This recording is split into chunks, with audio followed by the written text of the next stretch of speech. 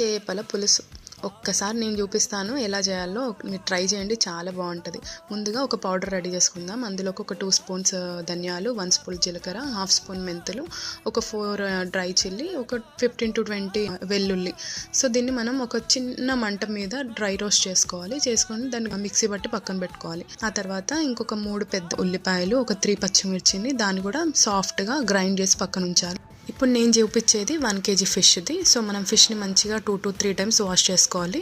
అందులోకి ఒక 1 స్పూన్ పసుపు, ఒక 2.5 స్పూన్స్ కారం, ఒక 1 స్పూన్ ధనియాల పొడి, ఒక 2 స్పూన్స్ అల్లం వెల్లుల్లి పేస్ట్. నేను ఇంకా అది మిస్ అయింది, నేను లాస్ట్లో యాడ్ చేశాను. ఇంకా మనకు తగినంత సాల్ట్, ఒక 1.5 స్పూన్. ఇంకా మనం ఫిష్ని మంచిగా మ్యారినేట్ చేసి పక్కన ఉంచాలి. ఒక 15 to 20 మినిట్స్ ఉన్నా సరిపోద్ది. ఇప్పుడు ఒక కడాయిలో ఆయిల్ వేసుకోవాలి. ఫిష్ పులుసు కాబట్టి ఆయిల్ ఎక్కువే పడుతుంది. ఇప్పుడు మనము ఉల్లిపాయ, పచ్చిమిర్చి మిక్సీ పట్టాం కదా, అది ఇంకా ఈ ఆయిల్లో వేసేసుకొని మంచిగా ఫ్రై చేసుకోవాలి.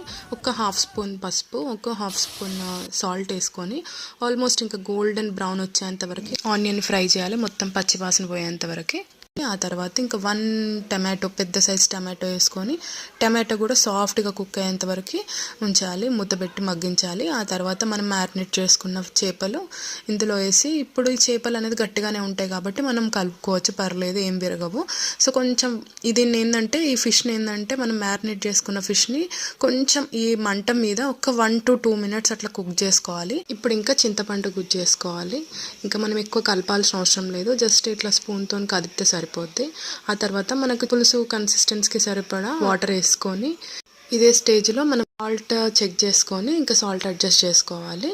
ఇంకా మనం ముందుగా గ్రైండ్ చేసుకున్న పౌడర్ కూడా ఇందులో వేసేసి మంచిగా మూత పెట్టేసి ఒక 15 మినిట్స్ కుక్ చేస్తే సరిపోద్ది, మనకు ఫిష్ పులుసు రెడీ అయిపోద్ది.